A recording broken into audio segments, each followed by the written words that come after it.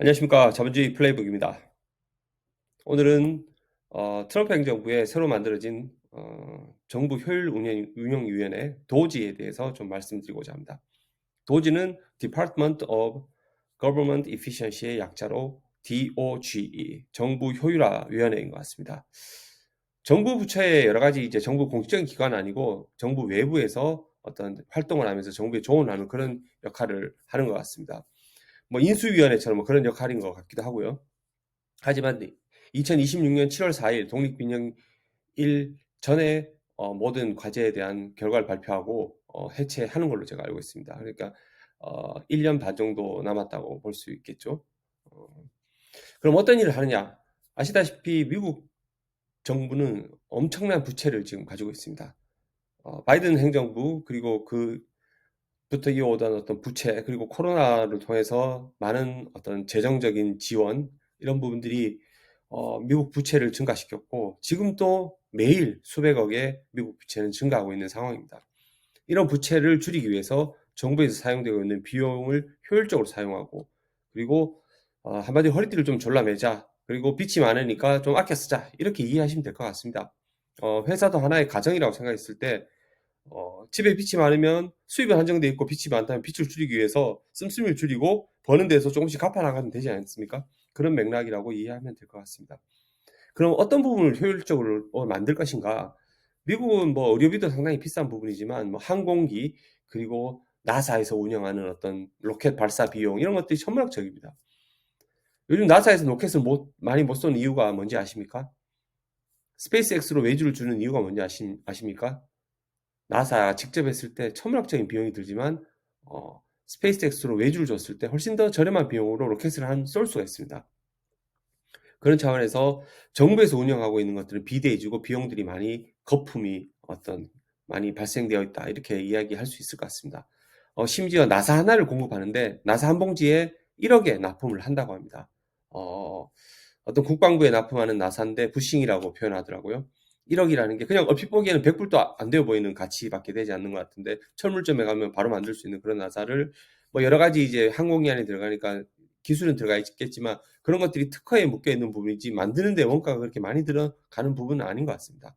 그런 부분에서의 거품을 제거하고 정부를 좀 더 효율적으로 운영하기 위한 어떤 하나의 위원회다 이렇게 저희가 이해하면 될 것 같습니다. 그런데 이런 위원회가 어떤 식의 운영을 많이 이루어졌느냐? 과거 일론 머스크 월급을 받지 않고 테슬라에서 일을 했습니다. 그리고 일론 머스크는 주주들에게 자기가 사업을 성공했을 때 주식 가치의 1%를 자기가 돌려받겠다는 부분을 승인을 받고 열심히 일을 해서 주식 가치를 수백 배 증가시켰습니다. 그래서 자기 주식 가치 1%를 받기 위해서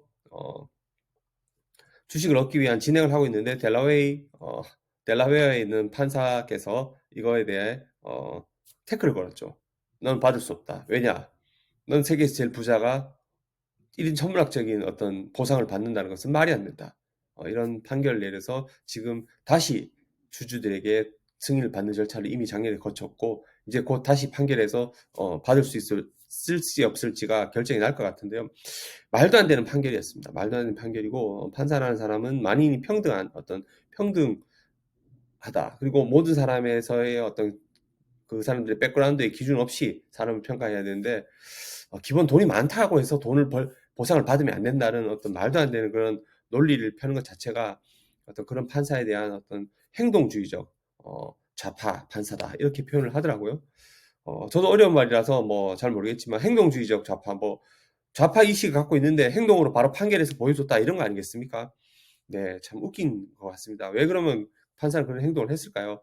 뭐 본인에게 떨어지는 이익이 있든지 아니면은 민주당이 좀 잘 보여서 다음에 뭐 자기 뭐 의원이라도 좀 받아보든지 뭔가 그런 것들이 있지 않겠습니까? 그런 부분들을 그냥 쉽게 통칭해서 딥스테이트라고 표현을 하더라고요. 그래서 이번 트럼프가 대통령 당선 수락 연설에서 그런 얘기를 했습니다. 이런 딥스테이트와의 전쟁이 시작될 것이다. 정부를 효율적으로 운영하고 그 효율적으로 운영하는 데 있어서 많은 어떤 이익 카르텔 그리고 이런 정치 권력의 딥스테이트와의 어떤 싸움은 불가피할 부분인 것 같습니다. 참 예전에 보면 트럼프가 총을 맞는 순간 저도 영상을 봤는데 총 들고 지붕에 올라가는 사람을 분명히 봤음에도 불구하고 경찰은 제지도 하지도 않고 주변에 있던 사람 제지하지 않았습니다. 참 웃긴 상황인 거죠. 딥스테이트인가 그런 사람들이. 예, 그런 생각도 좀 들기도 합니다. 그리고 미국이 현재 금융으로 20년 정도 옐런이라는 천재적인 유태인 할머니께서 워낙 천재적으로 돈을 잘 굴리고 돈을 잘 운영해서 부채를 증가시키면서도 어떤 금리와 이런 걸 예술적으로 관리하면서 미국을 잘 뭐 그래도 이렇게 천조국으로서 운영을 하고 있다고 말씀드릴 수 있을 것 같습니다. 근데 그런 부분에서 상당히 균열이 왔던 부분들이 이번 코로나를 통해서 공급망 이슈가 생기고, 공급망 이슈가 생기니까 미국에서 기본적으로 쓸 수 있는 생필품들이 동이 나고, 사실 상상할 수 없는 거죠. 미국이란 천조국이 나라에서 갑자기 휴지가 없어서 휴지를 몇만 원씩 주고 사야 되고, 마스크가 없어서 500원이면 사는 마스크를 2, 3만 원씩 주고 사야 되는 이런 상황이 만들어졌다는 게 개탄스럽지 않습니까? 이런 공급망을 다시 한번 회복하고, 그리고 어떤 미국의 제조업을 다시 한번 살리겠다, 이런 부분들이 쉽게 얘기해서, 쉽게 얘기하는 거죠. 어려운 단어로 리쇼링이라고 하더라고요. 그래서 외국에 있는, 미국에 퍼져 있는 그런 제조업 기지들을 다시 미국으로 들여오고, 거기에 반도체, 배터리 다 포함되어 있는 것 같습니다. 그래서 리쇼링을 통해서 미국의 제조업을 회복하고 공급망을 회복했을 때 미국은 다시 한번 안정적인 패권을 계속적으로 유지할 수 있다, 이렇게 저는 이해를 하고 있습니다. 그러기 위해서는 약간의 인플레나 약간의 고금리는 필요하다고 합니다. 그래서 당분간 고금리와 인플레이션은 불가피하다.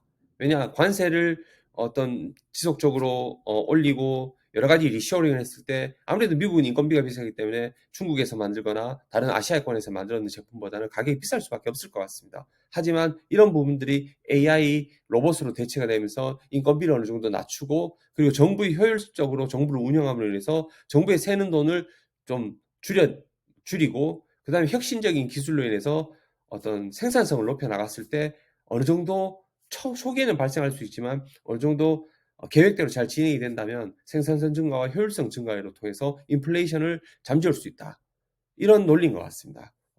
제가 봤을 때는 상당히 가능성이 있어 보이고, 일론 머스크가 충분히 해낼 수 있는 부분이 아닐까, 뭐 지켜봐야 되겠지만 그런 부분이라고 저는 생각이 듭니다. 여러분도 그런 맥락으로 큰 틀의 미국의 변화를 이해를 하시면 저는 좋을 것 같고요. 제가 뭐 좀 다양하게 이해했던 부분들을 조금 나름 열심히 설명드렸는데 이해가 잘 되셨는지 잘 모르겠습니다. 혹시 뭐 이해가 잘 안 되시거나 같이 한번 좀 더 공부해보자 한 부분이 있다면 댓글이나 또 남겨주시면 저도 성심성의껏 거기에 대해서 좀 더 연구해보고 공부해보고 또 같이 공유하는 또 시간도 한번 가져볼 수 있을 것 같습니다.